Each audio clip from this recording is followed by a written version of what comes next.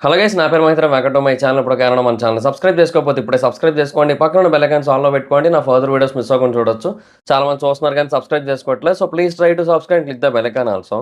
రీసెంట్గా కలకత్తాలో జరిగిన కోల్కతా డాక్టర్ ఇన్సిడెంట్ గురించి మనకు అందరికీ తెలిసిందే కదా. అయితే ఆ ఇన్సిడెంట్లో ఆ అమ్మాయికి న్యాయం చేయడంలో మమతా బెనర్జీ 100కి 200% ఫెయిల్ అయింది అనడంలో అసలు ఎలాంటి సందేహం లేదు. మనకందరికీ తెలిసిన విషయమే.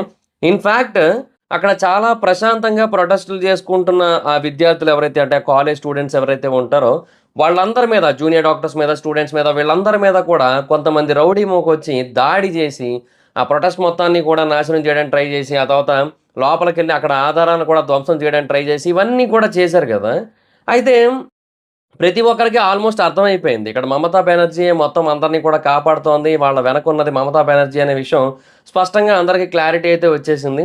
సో, ఇంకా మమతా బెనర్జీ అధికారంలో ఉన్నంత వరకు ఆ అమ్మాయికి న్యాయం జరగదు అనే కైండ్ ఆఫ్ ఫీలింగ్ అయితే అందరికీ వచ్చింది. ఎస్పెషల్లీ అక్కడ ఆ కాలేజీలో ఉన్న వాళ్ళందరికీ కూడా వచ్చింది. అండ్ కోల్కతాలో ఉన్న వాళ్ళు కూడా చాలామంది వాళ్ళ అభిప్రాయాన్ని సపోర్ట్ చేస్తున్నారు. మమతా బెనర్జీని చాలా అంటే చాలా ఎక్కువగా అపోజ్ చేస్తున్నారు. సో, ఇది సిట్యుయేషన్.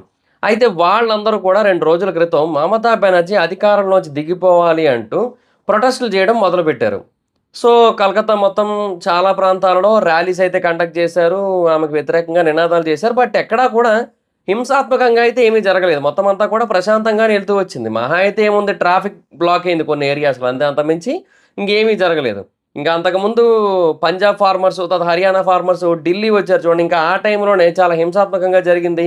అండ్ భారతదేశపు జెండాని తీసేసి అవేవో వేరే జెండాలు పెట్టడం, ఇలాంటివన్నీ కూడా చేశారు. ఇంకా ఇక్కడ అలాగేం జరగలేదు. జస్ట్ ఆవిడకి వ్యతిరేకంగా పోరాటం చేస్తూ, నినాదాలు చేస్తూ ఆవిడ దిగిపోవాలి అధికారంలోంచి, ఆవిడ ముఖ్యమంత్రి పదవికి రాజీనామా చేయాలి, ఇవన్నీ కూడా చెప్పారు. సో, ఇది మాత్రమే నడుస్తుంది. అయితే వాళ్ళ మీద చాలా అంటే చాలా దారుణంగా పోలీసులు విరుచుకుపడ్డారనమాట. అంటే టూ మచ్ కంట్రోల్ చేయడానికి ట్రై చేశారు. వాటర్ స్ప్రేలు, జెట్ స్ప్రేలు మొత్తం అన్నీ కూడా వాడారు. అసలు ఎక్కడ చూడండి వాళ్ళని చెల్లాచెదురు చేయడానికే ట్రై చేశారు. కొన్ని వందల మందిని అరెస్ట్ చేశారు ఈ ప్రొటెస్టులు చేస్తున్నందుకు. చాలా దారుణంగా బిహేవ్ చేశారని చెప్పొచ్చు. సో, బేసిక్‌గా చాలా అంటే చాలా వరస్ట్‌గా బిహేవ్ చేసి, అక్కడ మమతా బెనర్జీ గారు ఇంకొక స్పీచ్ ఇచ్చారు ఈ గ్యాప్‌లో. ఏమని?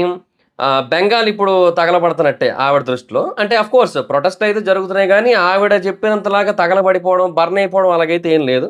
బట్ ఆవిడ చెప్పిందేంటంటే, ఒకవేళ కలకత్తా బర్న్ అవుతున్నట్టయితే, వెస్ట్ బెంగాల్ బర్న్ అవుతున్నట్టయితే, బీహారు బర్న్ అవుతది, ఢిల్లీ బర్న్ అవుతది, ఉత్తరప్రదేశ్ బర్న్ అవుతది. ఇలా మాట్లాడుతుందావిడ. అంటే ఇప్పుడు మీరు ఇక్కడ గొడవలు చేయడానికి ట్రై చేస్తే, మేము మీ దగ్గరకొచ్చి గొడవలు చేస్తాం, మీ స్టేట్‌లో గొడవలు చేస్తాం, మీ స్టేట్‌లో మేము మొత్తం కావాలని ఇష్యూస్ క్రియేట్ చేస్తాం, అల్లర్లు రేపుతాం అన్నట్టు ఓపెన్‌గా చెప్తోందావిడ.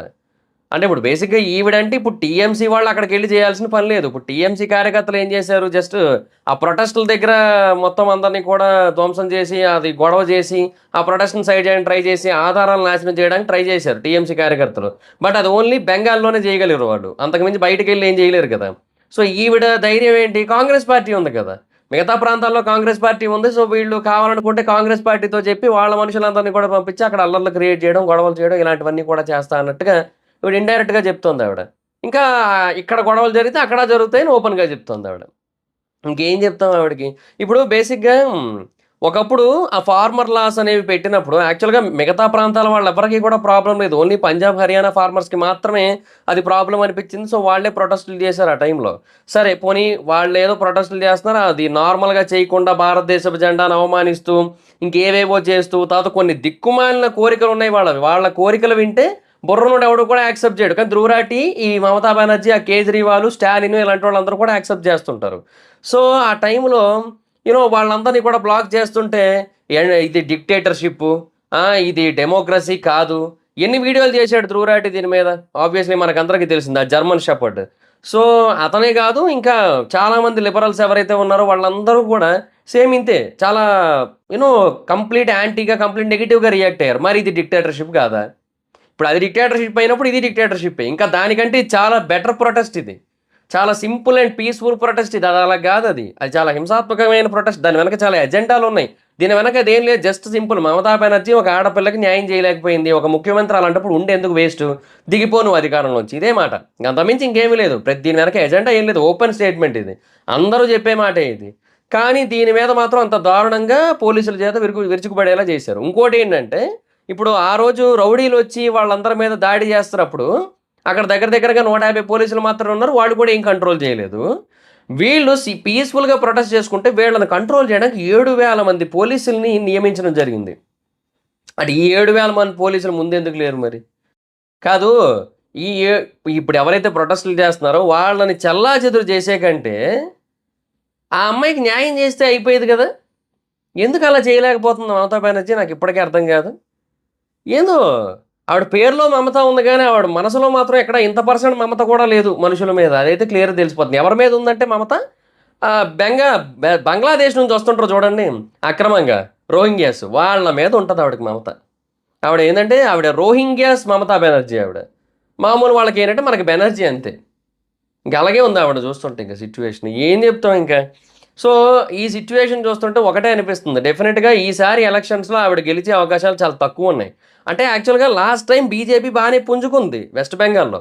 కానీ అయినప్పటికీ కూడా స్టిల్ 77 సీట్లు వచ్చినా కూడా 74 సీట్లు పెరిగినప్పటికీ కూడా అంత ముందు మీద ఈవిడకి కూడా కొన్ని సీట్లు పెరిగాయి.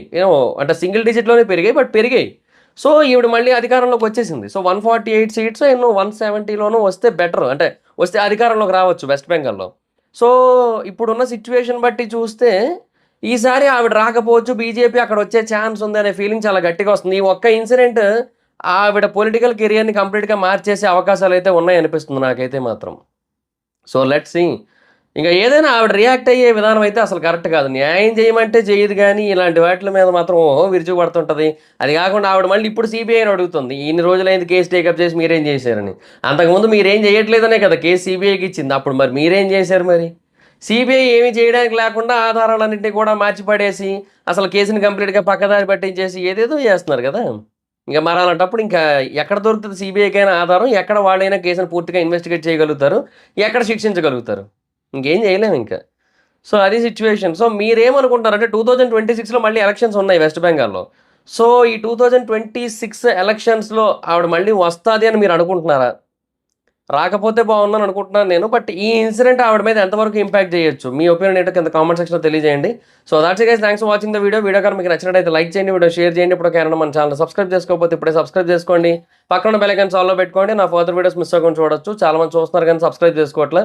So, please try to subscribe and click the bell icon also. నా ఇన్‌స్టాగ్రామ్ ఐడీ జబర్దస్త్ మైత్రి. మీ అక్క కూడా వచ్చినట్టు ఫాలో అవ్వచ్చు. Thank you so much guys. Bye. మనం meet next video. Bye by.